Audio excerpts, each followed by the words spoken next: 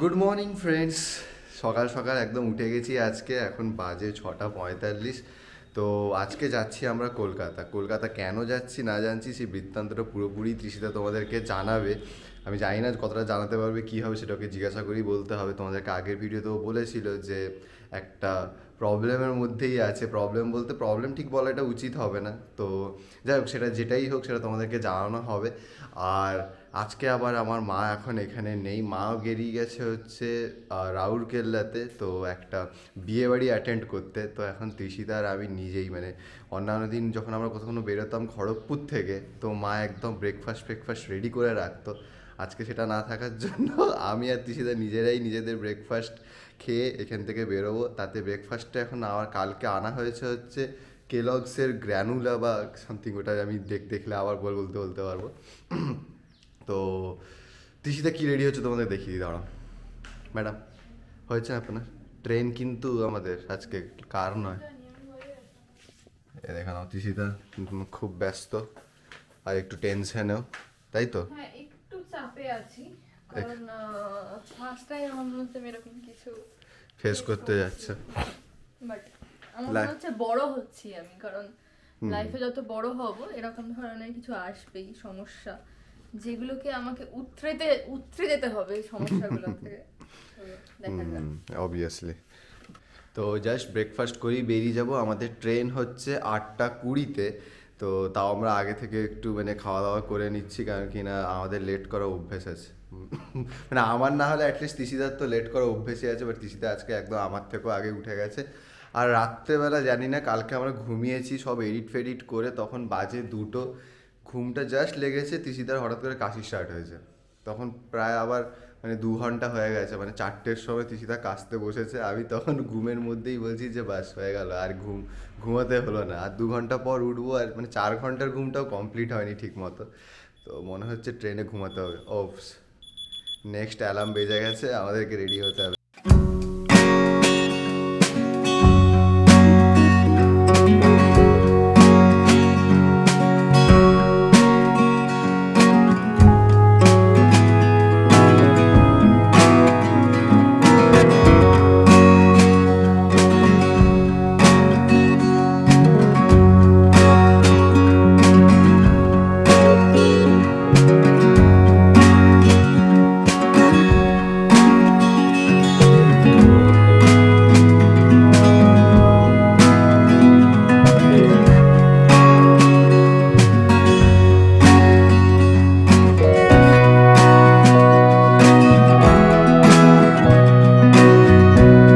আজ এবারটা ট্রেনে আসলাম কারণ আজকেই ফিরে যাওয়ার কথা আছে, ওই জন্য রিমো যদি গাড়িতে নিয়ে আসতো একটুখানি ওর প্রেশার হতো।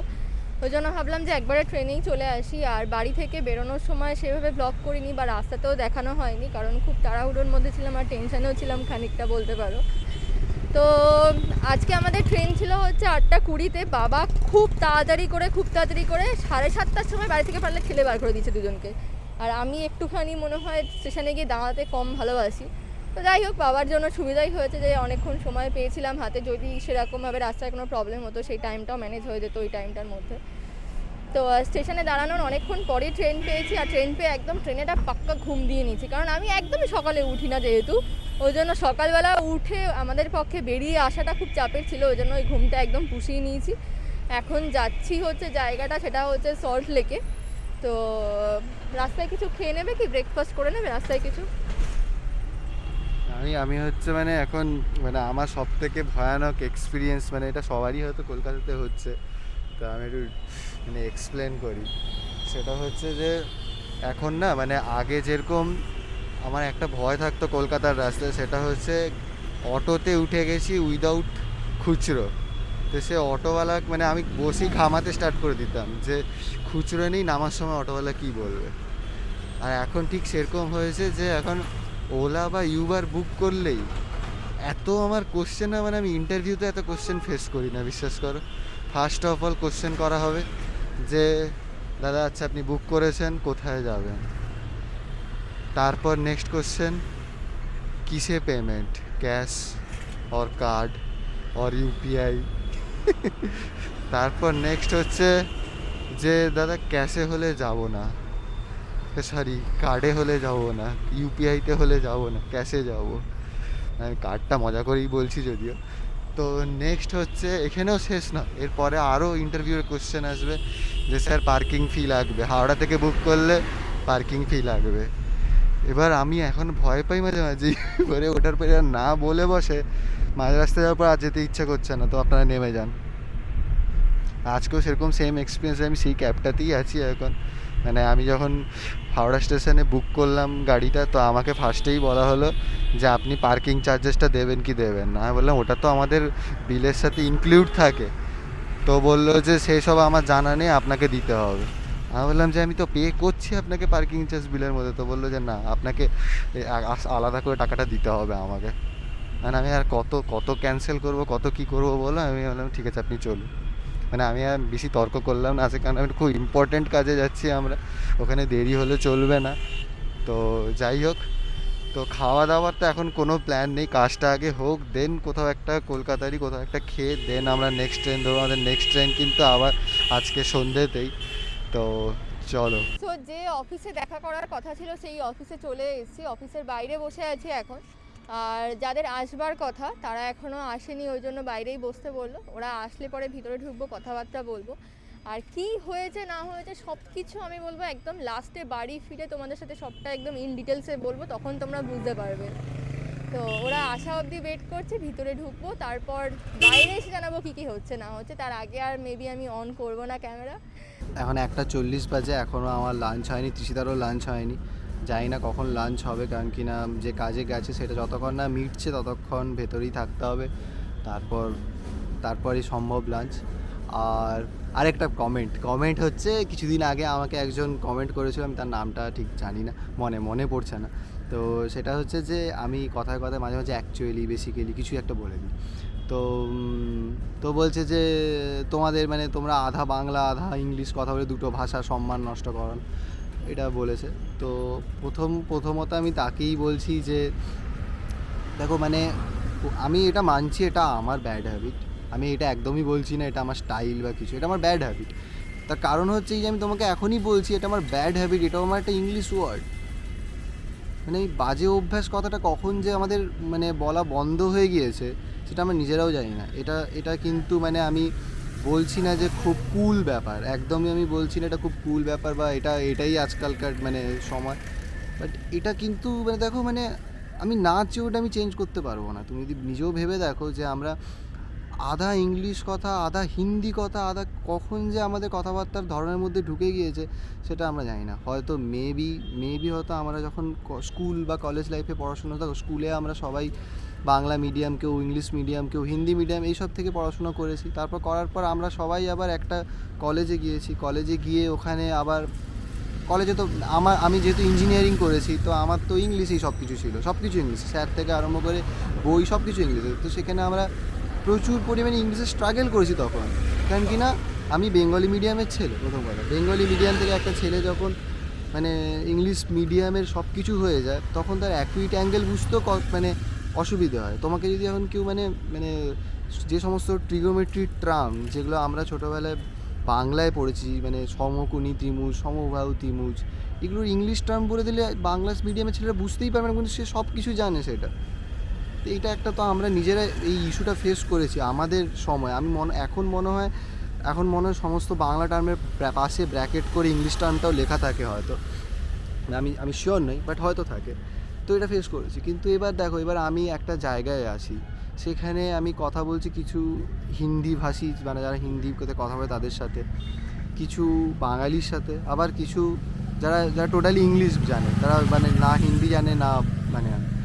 তো এদের সাথে কমিউনিকেট করতে করতে করতে আমাদের সবারই ভাষাটা মিক্স অ্যান্ড ম্যাচ হয়ে যায়। এটাতে অনেকে আবার বলে না যে নিজেদেরকে বেশি দেখানোর জন্য এরা এরকম কথাবার্তা বলে। তো সেগুলো আলাদা লোক, সেরকম লোক আমি দেখেছি যেরকম আমি অনেক সময় মলে গিয়ে দেখেছি যে লোকগুলো মলের ঠিক বাইরে বাংলায় কথা বলছিল, তারা যেই মলে ঢুকলো তারা ইংলিশে কথা বলতে স্টার্ট করে দিল বড় বড় মলে। সেটা ভুল। কিন্তু এই যে কথা বলার মাঝে মাঝে কিছু ইংলিশ ওয়ার্ড মানে বদ অভ্যাসের জন্য এসে যাওয়া, সেটা কিন্তু মানে হয়ে গিয়েছে, এটা আমরা ঠিক করতে পারবো না। আমি তাকেই কমেন্টটার আনসার করছি যে মানে ভুল ভেবো না যে আমি কোনোভাবে এটাতে কোনো কুলনেস বা শব্দগুলোকে নিয়ে আমি মানে মজা করার জন্য বা দেখানোর জন্য যে আমি আমার মুখ থেকে ইংলিশ বেরিয়ে যায় এটা করার চেষ্টা করছি, এটা একদমই না। এটা হওয়াটা খুবই স্বাভাবিক আজকালকার যুগে। কারণ কি না, আরও আমি যদি একটু এক্সপ্লেন করি, যারা তোমরা হোয়াটসঅ্যাপ করো বা অন্য কোনো মানে সোশ্যাল নেটওয়ার্ক প্ল্যাটফর্ম ইউজ করো, সেখানে গিয়ে তুমি কটা লোক বলো তো গিয়ে বাংলায় গিয়ে ওখানে টাইপ করে? কটা লোক? সে সবার ফার্স্ট এখন তো তাও বাংলার কিবোর্ড দেখতে পাচ্ছ তোমরা। এই ফেসিলিটিগুলো আগে ছিল, আগে ফেসবুকে ট্রান্সলেশন বলে কিছু ছিল, এখন তো তুমি একটা কোনো ইংলিশকে ট্রান্সলেট করতে পারো বাংলাকে, এগুলো তো কিছু ছিল না। তো আমরা সেই সময়ের লোক, মানে আমার পক্ষে আর এখন এটাকে ঠিক করা ইজ টু লেট। বাট যেহেতু তুমি বলেছো, আমি ট্রাই করবো এটা ঠিক করার, যদি ঠিক করতে পারি তাহলে তো আমারই ভালো। বাট টু লেট আমারও মনে হচ্ছে, টু লেটটাও একটা ইংলিশ কথাই বলে ফেললাম। এনিওয়েজ, তো ওয়েট করি তিশিতার জন্য। আমি ভেতরে যাইনি, তার কারণ হচ্ছে এরা খালি একমাত্র তিশিতা রিলেটেডই যেহেতু, তো আমি ভেতরে যাইনি। তো আমি বাইরেই ওয়েট করছি, কারণ কি না আমাকে ইনস্ট্রাকশন দেওয়া হয়েছে যে আমার না যাওয়াটাই ভালো ভেতরে, তো আমি বাইরে ওয়েট করছি। বাট তিশিতার উপর আমার পুরো কনফিডেন্স আছে, ও কথাবার্তা খুব ভালো জানে করতে, তো কথাবার্তা ঠিক বলে আসবে। এটা খুবই বাজে ইস্যু বলতে যে মানে অজান্তে যে আমরা এরকম কত কিছু ভুল করি, তোমরাও এর মধ্যে অনেকেই হয়তো করছো। তাই জন্যই তিশিতা হয়তো আমাকে সেদিন বললো যে আমি চাইবো এই জিনিসটা আমার সাথে হওয়ার পর যাতে এই ভুলটা কেউ না করে। তো সেই জন্য আমি এটা অ্যানাউন্স করবো আমার ব্লগেই। অ্যাটলিস্ট যতজন লোক দেখছে, আমাদের যে 16,000 সাবস্ক্রাইবারের মধ্যে যদি 11,000 লোক অ্যাওয়ার হয়ে যায়, তাহলে তারা হয়তো এই ভুলটা করবে না। তো সেই জন্যই হয়তো আমরা ব্লগে আনার জন্য ভাবছি, কিন্তু তার আগে আমাকে জানতে হবে যে এটা কি পসিবল, মানে ব্লগে আনা মানে এই ব্যাপারটাকে নিয়ে ডিসকাশনটা বাড়ানো কি উচিত, সেটা আমি সেটা বুঝতে পারছি না। বাট অবভিয়াসলি যদি এই ব্যাপারটাকেও যদি আমি ক্লিয়ারলি না বলতে পারি এদের ইনস্ট্রাকশানে, বাট আমি স্টিল চাইবো ইন জেনারেল ব্যাপারটা বোঝানোর জন্য। ইন জেনারেল বোঝাতে তো কোনো অসুবিধা নেই, যাতে তোমরা এই ধরনের মানে ইস্যুস থেকে দূরে থাকো। যেরকম তোমার সিম্পল একটা এক্সাম্পল বলছি, দেখবে আমরা অনেক ভিডিওস দেখি ইউটিউবে বা আমাদের ফেসবুকে অনেক ধরনের ভিডিওস দেখি, যেখানে দেখবে তোমরা লোকেরা অনেক নিজেদের লাইফের বা নিজেদের কিছু জিনিসের ভিডিও বানিয়ে ছাড়ে। তো একেবারেই এটা আমাদের গল্প চ্যানেল নিয়ে কোনো ধরনের ইস্যু নয়, তোমরা ভেবো না আমি এক্সাম্পলটা দিচ্ছি বলে। বাট আমি এক্সাম্পলটা দিচ্ছি কারণ এটা অনেকটাই রিলেট করে এই ব্যাপারটার সাথে। তো ধরে নাও এই সেদিন যেরকম আমরা ট্রেনে আসছিলাম, ট্রেনে আসার সময় আমরা কেক কেটেছি।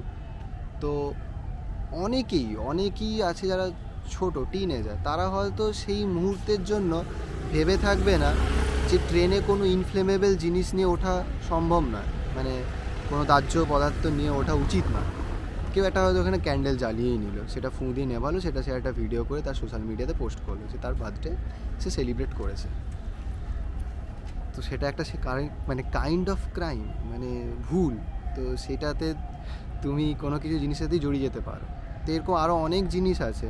তাও আমি বলবো যে ট্রেনে যে দাহ্য পদার্থ নিয়ে ওঠা যায় না, সেটা আমাদের চোখে সবারই পড়ে। কেন তুমি দেখবে ট্রেনে ঢুকলেই গেটের ওখানে একদম বড় বড় করে লেখা থাকে যে স্মোকিং বা কোনো দাহ্য পদার্থ বা কোনো ধরনের এইসব জিনিস এখানে ইউজ করা যাবে না বা নিয়ে ওঠাও যাবে না।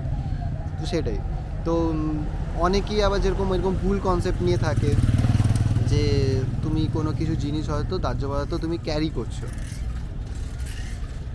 মানে ধরো না তুমি দিওয়ালির জন্য কিছু দাহ্য পদার্থ ক্যারি করছো, সেটার জন্য কিন্তু তোমার পারমিশন চাই। তুমি কিন্তু ওইগুলোকে নিয়ে তোমার গাড়িতে, সে প্রাইভেট গাড়ি হোক হোয়াট এভার ইটস ইজ, তুমি ক্যারি করতে পারো না। কিন্তু কটা লোক জানে? আমি নিজেও জানি না। তো সেরকমই ত্রিশিতার সাথেও এরকম একটা ইস্যু হয়েছে, যেটা তিশিতা যেহেতু মডেলিং কেরিয়ারে ছিল, এর আগে আরও অনেক কিছু মানে তিশিতার শ্যুট হয়েছে, তিশিতার আরও অনেক কিছু হয়েছে, তার মধ্যে একটা জিনিস নিয়ে গন্ডগোল হয়েছে।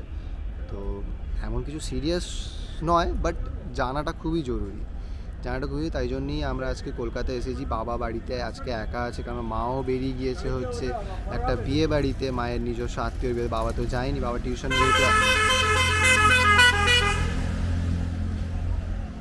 ফাঁকা রাস্তা পুরো, তা একদম 3-4টে হর্ন মেরে দিয়ে গেল। এনিওয়েজ, তো এইগুলোই তো ব্যাপারটা হোক, মিটুক। তো অবভিয়াসলি আমি ট্রাই করবো, তৃষিতা যদি নাও চায় তা আমি অবভিয়াসলি অ্যাটলিস্ট ট্রাই করবো যাতে ইন জেনারেল তোমাদেরকে বোঝানো। অলরেডি আমি কিছু বোঝাতে পেরেছি, তো আরও ক্লিয়ারলি বোঝাবো।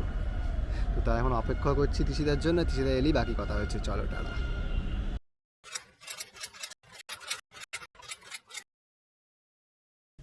সো কালকে ব্লগটা স্টার্ট করেছিলাম, ভেবেছিলাম যে কালকে হয়তো যে প্রবলেমটার জন্য যাচ্ছি সেই প্রবলেমটা মিটে যাবে, তারপর তোমাদের সাথে শেয়ার করতে পারবো যে কি হয়েছে কি না হয়েছে। বাট যেহেতু সমস্যাটা মেটেনি এখনও, তাই জন্য আমি সেটাকে এখনই পাবলিকলি আনতে চাইছি না। বাট আমি আশা করব যে খুব তাড়াতাড়ি সেই সমস্যাটা মিটে যাবে, আর তোমাদের সবাইকে আমি বলতে পারবো যে কী প্রবলেম হয়েছিল কি না হয়েছিল। আমার মনে হয় এটা সবার জানা প্রয়োজন। আমি আগের দিনও যে কথাটাই বলছিলাম যে সবার জানা প্রয়োজন। আমরা হয়তো আধ থেকে বেশি লোকই জানি না বিষয়টা। তো আমি আশা করব খুব শিগগিরই প্রবলেমটা সলভ হোক, আর আমি তোমাদের সাথে শেয়ার করি যে কি হয়েছিল। তো ওখান থেকে কালকে আমাদের ফিরতে ফিরতে অনেক রাত হয়ে যায়। কালকে প্রায় 7:05 ট্রেন ধরি আমরা আবার হাওড়া থেকে ট্রেন ধরে আবার ব্যাক টু খড়গপুর। কারণ যেহেতু মাম্মাম ছিল না বাড়িতে, আমি বলেছিলামই, তো ওই জন্য বাবা বাড়িতে একা থাকতো, ওই জন্য আমাকে আসতেই হয়েছে। তো বাড়িতে এসে মন টন খুব খারাপ ছিল, একদমই ভালো ছিল না। সকাল থেকে প্রচণ্ড আপসেট ছিলাম। মানে আমি কোনোদিনও এরকম ধরনের প্রবলেম ফেস করিনি, বা কোনোদিনও এরকম ধরনের প্রবলেম ফেস করতে হবে সেটাও ভাবিনি যেহেতু। তো প্রচণ্ডভাবে ইমোশনালি ভেঙে গেছিলাম, বুঝতে পারছিলাম না কি করা উচিত কি না করা উচিত। আর সবথেকে বড় বিষয় হচ্ছে একটা নিজের সঙ্গে নিজের, মানে হয়তো অনেকেরই হবে যারা ফার্স্ট টাইম এরকম ধরনের কোনো প্রবলেম ফেস করবে। তো আমি ওটা আর বাড়াচ্ছি না, ওটা নিয়ে কথা। যখন বলতে পারবো তখন তোমরা নিশ্চয়ই বুঝতে পারবে যে কী ধরনের প্রবলেম হয়েছিল। সো কালকের থেকে আজকে অবধি ভাবছিলাম যে কোনো ব্লগই করবো না, 2-3 দিন একটুখানি রেস্ট নিয়ে নিই, একটুখানি মেন্টালি সুস্থ হয়ে নিই, তারপর তোমাদের সবার সাথে আবার দেখা হবে। বাট আজকে ওই জন্য সকাল থেকেই মনটা খারাপ ছিল, যেহেতু বললাম। এমনি ভেবেছিলাম যে নর্মালি কাটাবো আজকের দিনটা। তো সন্ধেবেলা আমি আর রিমো আজকে বেরিয়েছিলাম, ভাবলাম একটু ঘুরে আসি, কারণ বাড়িতে থেকে আরও বেশি খারাপ লাগছে। কারণ মা বাড়িতে থাকলে পরে কি হয় যে মার সাথে আমার যেহেতু বন্ডিংটা খুবই ভালো, খেলাধুলো গল্প আড্ডা কিছু একটা সময় কাটে। বাট মা যেহেতু বাড়িতে নেই, আমি আরও একা, আরও বেশি বোর লাগতে শুরু করে। তো আমরা সন্ধ্যেবেলা বেরিয়েছিলাম, একটুখানি বিগ বাজারে গেছিলাম, খড়গপুরে যে বিগ বাজার আছে ওখানে। তো ওখানে গিয়ে আমাদের একজন সাবস্ক্রাইবারের সাথে দেখা হয়, নাম হচ্ছে অমৃতা ঘোড়াই। অমৃতাদি, থ্যাংক ইউ সো মাচ আমাদেরকে দেখিয়ে চিনতে পারার জন্য। অ্যাকচুয়ালি আমরা এখনও তো অত বড় বা অত পপুলার এখনও হয়নি, তো খুব কম মানুষের সাথে আমাদের দেখা হয়। তো যাদের সাথে দেখা হয় তারা যদি চিনতে পেরে ডেকে কথা বলে তো খুব ভালো লাগে। আজকে আমরা যেহেতু ক্যামেরা নিয়ে বেরোইনি, ওই জন্য তোমার সাথে হয়তো ভিডিওটা আজকে করতে পারলাম না। আর তুমি যে আমাকে কমেন্ট করেছিলে যে মোমো খাবো একসাথে, শিওরলি খাবো। আজকে একটুখানি আপসেটের মধ্যে ছিলাম বা একটু তাড়াহুড়োর মধ্যেও ছিলাম, দুটোই ছিলাম আর কি। তার জন্য তোমার সাথে হয়তো সেভাবে জমিয়ে আড্ডাটাও দেওয়া হয়নি। তো সব কিছু পেন্ডিং থাকলো, নেক্সট টাইম দেখা হলে অবশ্যই দুজনের একসাথে মোমো খাবো আমরা। তো যখন দেখা হলো ওর সাথে, তখন ভালো লাগলো এত যে হ্যাঁ, আমার আরও একটা পরিচয় আছে, যে আমি এখন ইউটিউব ব্লগার, একটা ব্লগিং চ্যানেল আছে আমার, যার থ্রুতে কিছু কিছু মানুষ যারা হয়তো আমাকে অ্যাজ এ মডেল হিসাবে চিনতো না, তারা আমাকে এখন ব্লগার হিসাবে চিনছে, ডাকছে, ডেকে কথা বলছে, যারা চিনতে পারছে। তো এটা মনে হয় আমার কাছে এখন সবথেকে বড় প্রাপ্তি, যে আমার একটা মডেলিংয়ের বাইরেও আরেকটা পরিচয় তৈরি হয়েছে। তো তারপর বাড়ি চলে আসি, ওখান থেকে জগন্নাথ মন্দির ঘুরে ঠুরে সন্ধ্যেবেলার মধ্যে বাড়ি চলে আসার পর আমি আর রিমো আবার সেমভাবেই বোর হচ্ছি এখন। তো ভাবছি সময়টাকে কীভাবে পাস করা যায় সেটাই বুঝে উঠতে পারছি না। তো একটা কি গেম খেলবে?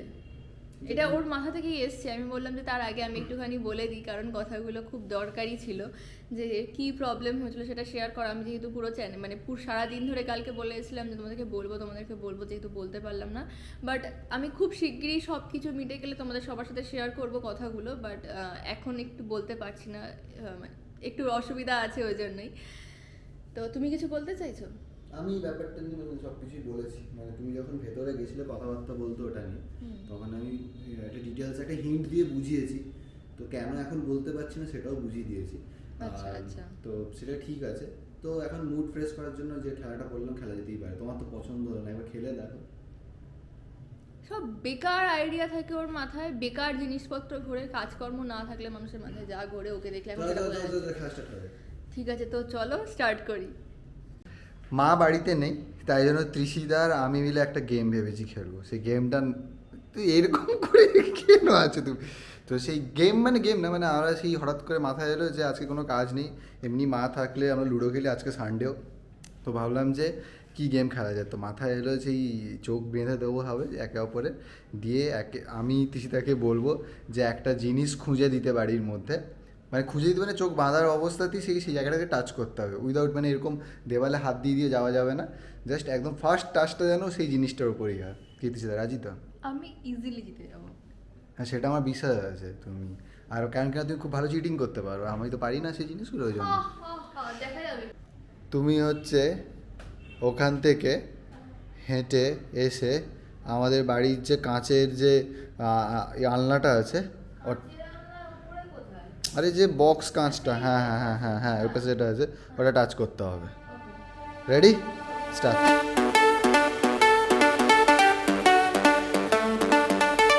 ফার্স্ট টাচেই কিন্তু টাচ করতে হবে, হ্যাঁ, মানে এরকম না যে হাত দিয়ে দিয়ে টাচ, যেটা টাচ করবে সেটা ভেবে টাচ করবে। টাচ করে দিলে কিন্তু কেস।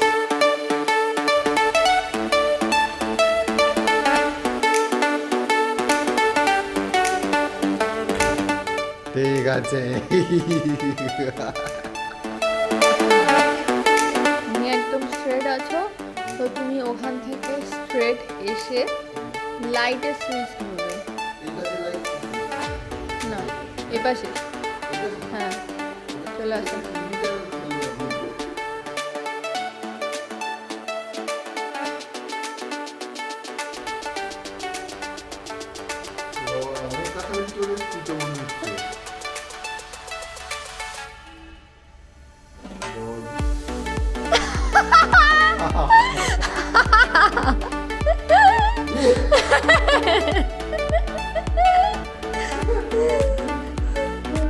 জিতে তো খেলাটাতে জিতে জিতে এমন একটা মানে এখন নেশা হয়ে গেছে যে আমাকে বলছে যে তুমি এবার আমার চোখ বেঁধে দাও, তুমি বাড়ির যে কোনো প্রান্তে চুপচাপ দাঁড়িয়ে থাকো, ওনাকে আমি খুঁজে নেব। মানে এরপরে আমি তো 100% শিওর যে ও চিটিং করছে, মানে কিছু না কিছুটা দেখছেই ও।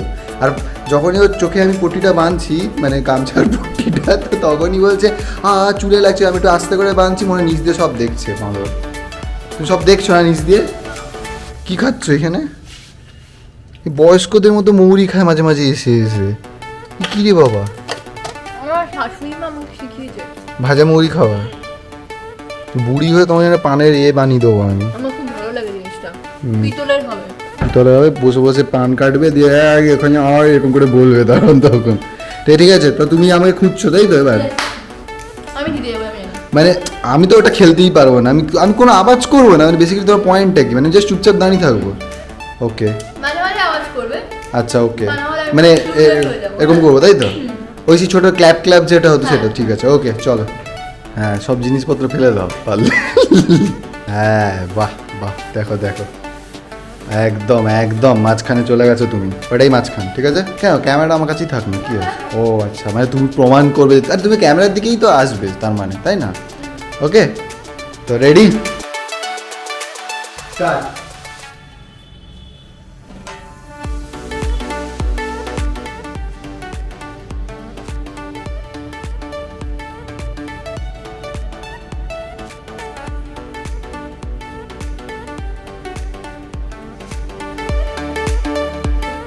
ধরতে পারছি না।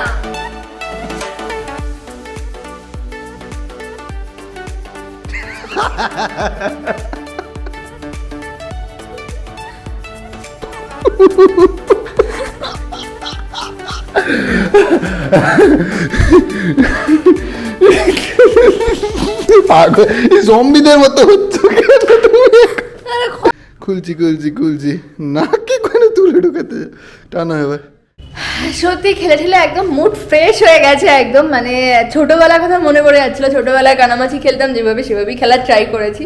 যাই হোক, বেশিবার আমি জিতেছি, স্যার খুব একটা জিতেনি, কারণ স্যার একটুখানি বুদ্ধু আছে আমার মনে হলো এই দিক থেকে। হ্যাঁ, খেলাটা নাকি স্যার নিজে আবিষ্কার করেছে। আমি বাথরুমে গেছিলাম তখন নাকি স্যারের মাথায় এসছে আমরা এরকমভাবে খেলতে পারি। অদ্ভুত মানুষ হলে যা হয়। তো হ্যাঁ হ্যাঁ হ্যাঁ, খুব এনজয় করেছি, এটা সত্যি কথা। তো চলো আজকের ব্লগটাকে এই অবধি এন্ড করছি, দেখা হচ্ছে নেক্সটের দিন আরেকটা ব্লগ নিয়ে। তো যারা যারা আমার চ্যানেলে নতুন আছো তারা প্লিজ লাইক কমেন্ট আর শেয়ার করে দিও, আর সাবস্ক্রাইবটা কিন্তু অবশ্যই করো। সাবস্ক্রাইব করতে একদম ভুলো না, সাবস্ক্রাইব করার পর পাশে বেল বাটনটা ক্লিক করো যাতে তোমরা সমস্ত ধরনের নোটিফিকেশন খুব তাড়াতাড়ি পেয়ে যাও। আমার মনে হচ্ছে সবাই নোটিফিকেশন পাচ্ছ না, যারা পুরনো আছো অনেকে তারা ওই নোটিফিকেশন পাচ্ছ না, কারণ আমার কয়েকজন বন্ধুর সাথে দেখা হয়েছিল, তারা বলছো তোর নোটিফিকেশন আসছে না বা তোরা ব্লগ ছাড়ছিস না কোনো। তো তাদের উদ্দেশ্যে আরেকবার বলে রাখি, পাশে একবার খেয়াল করে নিও যে বাটনটায় অল করা আছে কিনা। অল করা থাকলে কিন্তু তোমরা আশা করি সমস্ত ধরনের নোটিফিকেশন পেয়ে যাবে খুব তাড়াতাড়ি।